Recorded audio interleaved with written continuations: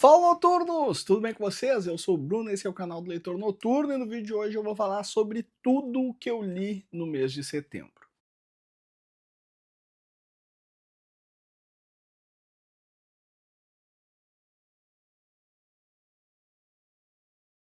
Antes de mais nada, já deixe seu like no vídeo, se inscreva no nosso canal se você ainda não for inscrito, me siga nas redes sociais, lá eu falo muito mais sobre literatura toda semana.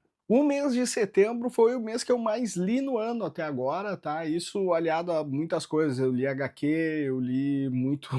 Eu fiz uma viagem grande e aí durante essa viagem no avião eu li muito também, então fiquei algum tempo sem a família junto. A leitura acabava sendo a minha principal válvula de escape para ver as horas passarem, então foi o mês que tudo convergiu para que tivesse bastante leitura. Mas isso não significa que todas as leituras foram boas, tá? Eu tive alguns livros com 5 estrelas, mas talvez seja o mês que eu tenha lido mais livros ruins, mais livros que eu não gostei. Então aquele ditado cai muito bem, né? Quantidade não é qualidade. E a nossa qualidade no mês de setembro foi bem baixa, começando pelo primeiro livro lido no mês, que eu dei 2,5 estrelas, porque eu achei muito ruim, e aí vendo o comentário do resto da galera, dos outros influencers que falam sobre literatura, fiquei me sentindo até um pouco mal, porque todo mundo tá falando super bem desse livro, e eu odiei com muitas forças, e eu estou falando de O Namorado, livro da Freida McFadden, seu mais novo lançamento, que agora não é mais novo lançamento, porque saiu outro livro da Freida já,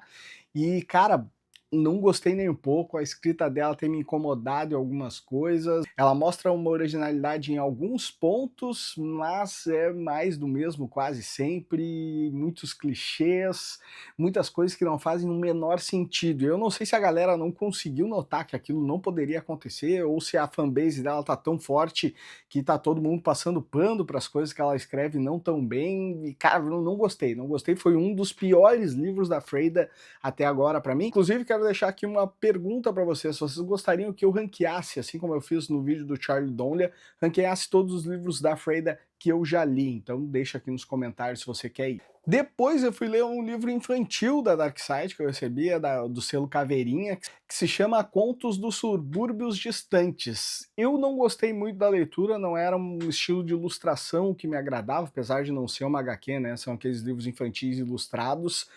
E eu também achei que para parte infantil, assim, para o público infantil, é algo que não casava tão bem, que não ia ser compatível com o público, e acabei dando 3 estrelas só. Não é um livro ruim, mas o objetivo pelo qual ele tem sido vendido, o público que ele quer alcançar, acho que não encaixou, e mesmo eu lendo como mais adulto, acabei também não gostando da história que foi criada. Tudo muito sem nexo entre aquilo que acontece no enredo. E aí eu peguei outro livro da Dark Side, um fininho, pequenininho, que também colabora dentro dessa ideia de ler um número maior de livros, que foi o Parque Macabro, que é sobre o filme com o mesmo nome lá da década de 80 ou 90. Gostei da história, é a história do filme, né? Não é o enredo dele, então eu achei bem interessante, bem legal, mas o final não me agradou muito e também acabou ficando só com 3 estrelas. Na sequência, temos outra escritora que, assim como a Freida McFadden, me decepcionou dessa vez. Estou falando da Holly Jackson com o seu lançamento Ainda Não Morri. Eu achei o mote da história muito bom, a ideia do enredo algo muito interessante, mas eu achei que não casou bem com a história, que também traz coisas mirabolantes, coisas que são muito difíceis de acontecerem. Tem 2 personagens que são bem bons, que a gente cria uma conexão forte com eles logo no começo, que é a menina que ainda não morreu e o capaz que tá ajudando ela. Então tudo isso acaba ajudando a história a ser um pouco boa, por isso ele ganhou 3 estrelas. A maneira como tudo acontece tem pouco realismo, é uma tentativa que a Holly fez de tentar mudar o público dela, né? Ela normalmente escreve para um público juvenil, ela tentou criar uma narrativa para um público jovem adulto. E eu acho que ela manteve a escrita do estilo juvenil, tentando criar algo com mais críticas, algo com um peso maior do que as histórias lá do Manual de Assassinatos para Boas Garotas, e que ela não fez a mesma coisa que ela fazia bem, nem conseguiu evoluir naquilo que ela fazia bem, acabando entregando um livro que não atingiu os objetivos dela e que também não me agradou muito. E aí temos o primeiro 5 estrelas do nosso mês, graças a Deus, essa semana tinha sido tensa, fui ler uma HQ da Alta Novel, o nome é Estrada Fantasma, o primeiro volume da história. É uma história de zumbis que eu não gosto muito, de uma realidade paralela que normalmente não me atrai na literatura, mas que dessa vez acertou em cheio, os personagens são bons, o mistério pelo motivo que eles vão para o mundo paralelo, que eles vão para um tipo de mundo invertido, é bem interessante, as coisas que acontecem têm bastante ação, eles precisam se livrar daquilo dali com uma certa rapidez, e isso foi muito legal, gostei muito do mote, mas não chegou a ser favoritado, não coloquei ele como perfeito. Esse mês, inclusive, não tivemos nenhum livro 6 estrelas, mas foi uma HQ boa, a melhor HQ do mês, inclusive, muito boa mesmo, vale a pena, e até vou mais longe ainda, dizendo que é a melhor HQ que saiu por esse selo da Alta Novel, tá? O Alta Geek, que vale muito a pena, muito boa a HQ. Depois eu quis sair da minha zona de conforto, tá? Eu fui ler um livro meio hot, meio dark romance, né? O estilo do livro é como se chama esse gênero, que é o Garotas Cruéis Merecem Morrer, tá? É o primeiro livro dessa série, a série tem vários livros já. Achei interessante, muito bem escrito dentro do contexto em que ele está incluído ali.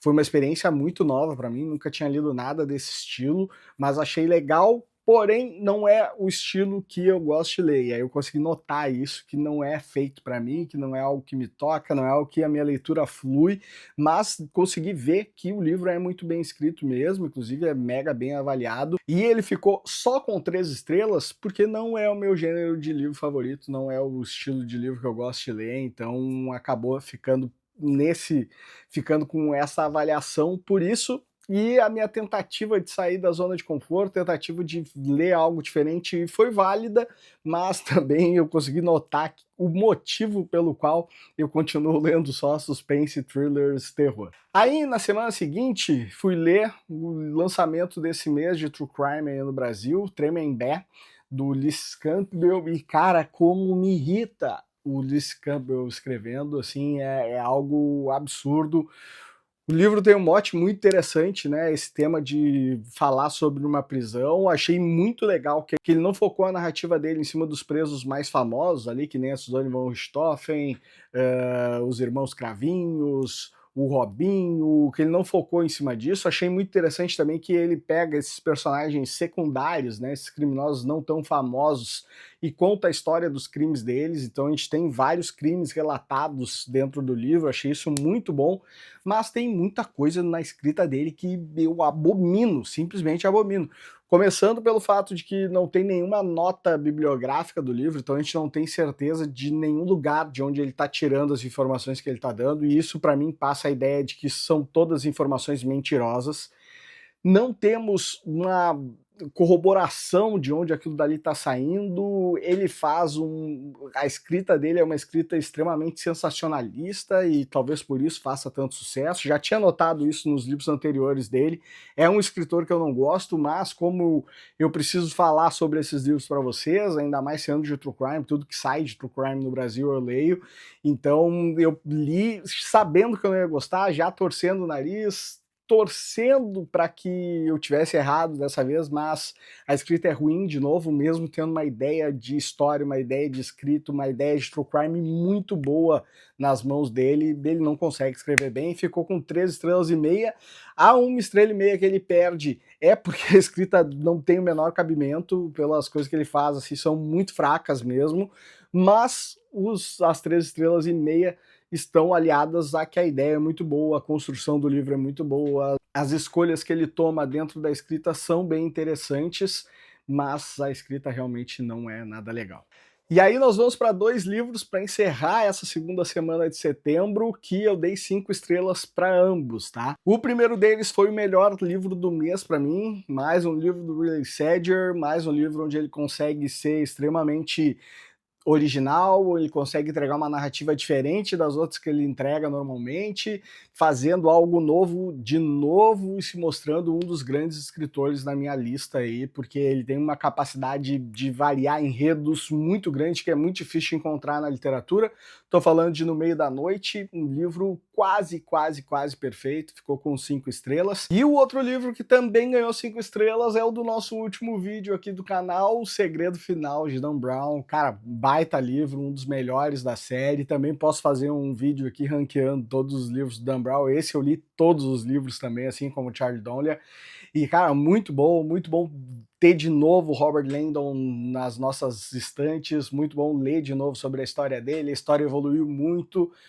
É um personagem que quase ganha vida própria, então, cara, perfeito também, mais uns 5 estrelas, um calhamaço que vale a pena demais a gente ler. Aí começamos a terceira semana do mês com mais uma leitura 2 estrelas só, talvez esse tenha sido o pior de todos para mim, estou falando de Teia de Mentiras, lançamento da Jangada, não o livro do Charlie Donlea, mas esse daqui que tá no nosso vídeo, e cara, o livro é muito fraco, a ideia de enredo é fraca, os personagens não têm carisma nenhum, os personagens não criam nenhuma conexão com o leitor, nada, simplesmente nada nele funciona, além de o título ser o mesmo título do livro do Charlie Donlea que saiu um mês antes, né, então, cara, uma coincidência terrível, e que a capa é bonita, a ideia do enredo lá da sinopse é bem interessante, mas o livro é muito fraco, não gostei nada da ideia dele, da execução, mal escrito também, fraquíssimo. E aí fomos para outra HQ, mais uma vez 5 estrelas para uma HQ, outra HQ muito boa. Estamos falando sobre o Sargento Rock, Entre o Inferno e a Desgraça, e vai contar a história de um cara no campo de batalha,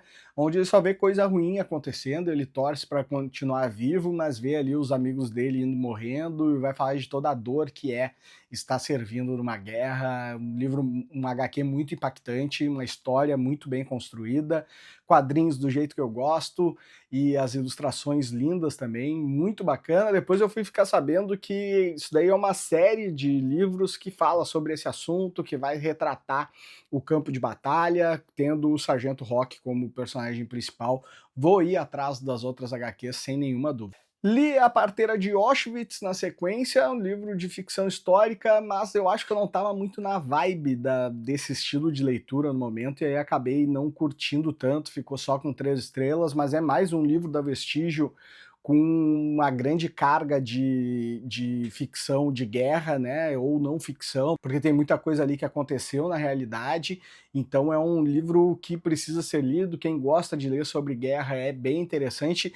Eu já curti mais ler sobre o assunto, eu acho que nos últimos tempos assim não tem sido um assunto que me traga tanto prazer na leitura, fui ficando mais cansado dos relatos, da forma como essa parte histórica é relatada assim das guerras, e não tenho curtido mais tanto esse lado, esse estilo literário, esse gênero, e por isso talvez não esteja trazendo tanto esse assunto para vocês como eu levantava antigamente. E aí eu fui descobrir um novo escritor que eu já estava querendo ler há algum tempo, o nome dele é James Ellroy, e ele é tido como o maior escritor de todos os tempos, tá? Inclusive eu tenho conversado muito com o ChatGPT sobre literatura, como se ele fosse um amigo meu, e aí coloquei lá para ver o que ele achava do James Ellroy, e as coisas que ele diz do escritor são fabulosas, então significa que muita gente escreveu muito bem sobre ele na internet, né, para ele captar todas essas informações. Só que eu comecei a ler a série dele pelo livro errado, coisa que eu adoro fazer, e eu fui ler o Los Angeles Cidade Proibida, gostei muito, livro quase perfeito, uma ideia de divisão, assim, ele conta mais de uma história dentro do mesmo livro, mas tendo o personagem principal sendo aquele, o central sempre, né, que é um policial de Los Angeles, e aí ele vai contando dos casos que ele vai atendendo, em alguns momentos os casos que ele atendeu no começo do livro são retomados ou são mencionados porque alguém foi preso ou alguém acabou tendo uma pena maior do que era previsto, então muito interessante, gostei demais da escrita dele, da maneira como ele constrói a história. O primeiro livro dessa série se chama Dália Negra e vai ser a minha próxima leitura desse escritor aí, vou começar do jeito certo agora, e ele tem livros fenomenais, é um dos maiores escritores de todos os tempos. Infelizmente parou de ser publicado aqui no Brasil, mas tem muito mais livros dele em inglês que tem saído lá nos Estados Unidos. Depois dele, fui pegar outro livro da Dark Side chamado Mulheres Perfeitas. Cara, e esse livro é muito bom, curtinho também, de uma complexidade, o tamanho da crítica social que a escritora faz da história é muito grande, é muito legal, a maneira como ela vai construindo tudo que acontece é perfeito. O livro é curtinho, tem menos de 120 páginas, eu acho, e é bom demais, gostei muito, ficou com 4 estrelas e, cara, muitos detalhes da história, assim, me chamaram a atenção, um livro que vale muito a pena ser lido e não é tão falado. Fica a dica para vocês, principalmente porque ele é curtinho, vale a pena a gente pegar ali, ler, em uma semana mata ele facilmente, sem fazer muito esforço. E aí eu comecei a minha saga da viagem, dos livros que eu li enquanto eu ia para a Itália ou estava lá na Itália a trabalho. O primeiro deles foi do Colson Whitehead, que, cara, que baita escritor, eu amo ele, venceu já 2 vezes o Pulitzer de ficção, um cara que trata muito sobre a cultura negra, sobre como era a cultura negra nos anos 80, 90, e o novo livro dele é Nas Ruas de Sag Harbor, e cara, não gostei. O livro que ele lançou no ano passado eu já não tinha curtido, e aí agora de novo não gostei da maneira como ele constrói o livro em si. Ele é um cara que inova muito nessas técnicas de escrita, e tem personagens bons, mas também não consegui uma conexão muito forte com nenhum deles, talvez porque eu estava já meio cansado da viagem, já estava na expectativa para chegar na Itália, mas acabei não gostando, ficou com 2,5 estrelas, o que é muito difícil de fazer pela qualidade de escrita do Colson Whitehead, que é um dos meus escritores favoritos aí, principalmente é a minha referência nessa temática sobre cultura negra, sobre ler sobre racismo e tal, mas não gostei. Depois peguei um livro nacional que está disponível no Kindle Unlimited, A Oitava Garota, onde uma garota precisa correr contra o tempo para continuar viva e descobrir quem está matando as garotas da cidade. Livro do William Bezerra, muito bem escrito, gostei bastante, foi o melhor livro dessa semana de leituras aí, né? Li também ele no avião, ali no Kindle, e ficou com 4 estrelas, baita livro, já tem resenha lá no nosso Instagram sobre ele também, é muito bom ver a literatura nacional funcionando tão bem no suspense, é muito legal isso. E aí, começando a outra semana, já estando na Itália, já fora de aviões, e eu fui ler o Uma Noite de Verão, que tem uma temática de história que é uma das que mais me agrada na literatura, que são amigos no verão, ou amigos numa noite, ou amigos em algum lugar, amigos jovens, né? E porque, cara, adolescente faz muita merda e tem muita coisa para ser abordada sobre isso, ainda mais quando tá entre amigos.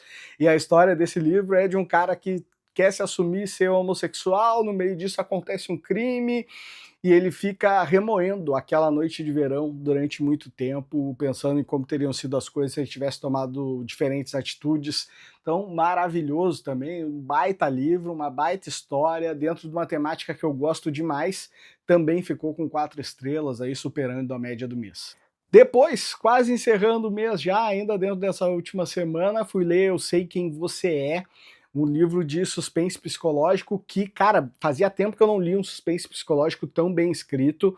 Tem vários narradores, a gente não sabe quem está nos contando a verdade, e tem uma originalidade nesse livro que eu não via há muito tempo, que é o fato do livro ser escrito no presente, o que acaba fazendo as coisas serem muito mais instantâneas, né? Elas acontecem ali no momento e tu fica ressabiado para saber o que vai acontecer depois, o que vem na parte seguinte.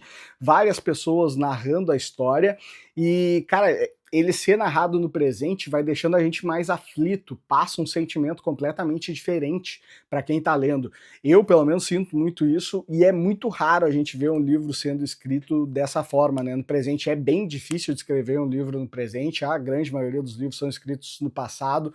Então, cara, a maneira dos narradores, a escolha deles, quais personagens seriam importantes para a história. A história é baseada numa psiquiatra, né? E essa doutora recebe a visita de um novo paciente. O paciente fala para ela: "Eu acho que eu vou matar alguém". E mais que isso, ele fala para ela: "Eu sei quem você é, eu sei o seu passado". E o livro ser escrito em primeira pessoa nos deixa com essa ideia assim, tá, o que ela é do passado, o que ela fez no passado, quem ela é de verdade, até agora o que ela está nos contando é mentira.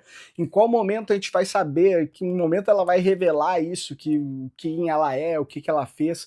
Então cria um relógio na cabeça de quem está lendo que vai deixando as coisas muito mais tensas, e isso é fantástico para a história, ficou com 4 estrelas também. Depois disso, quase encerrando o mês, quase encerrando a minha semana de leituras, fui ler First Blood, Rambo. Sim, a história do Rambo, para quem não sabe, é baseada num livro, né? Um personagem que tornou mundialmente famoso Sylvester Stallone, que deu vida a uma franquia de filmes que é fabulosa.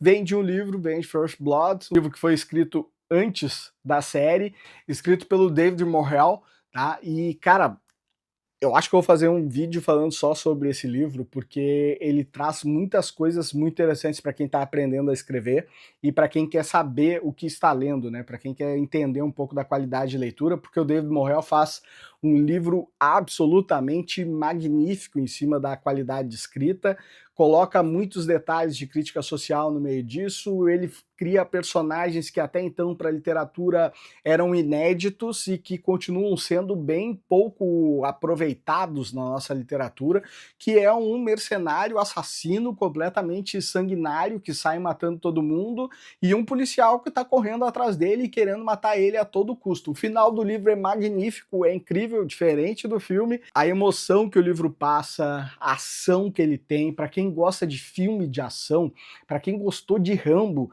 esse livro ele é muito superior a qualquer um dos filmes da franquia, e aqui está falando um fãzaço da franquia, um fãzaço do Sylvester Stallone. A maneira como tu sente as coisas acontecendo no livro são muito mais fortes. O Rambo não tem aquela visão de coitadinho, de a polícia está querendo me matar e eu não fiz nada de errado, que o filme passa de vez em quando.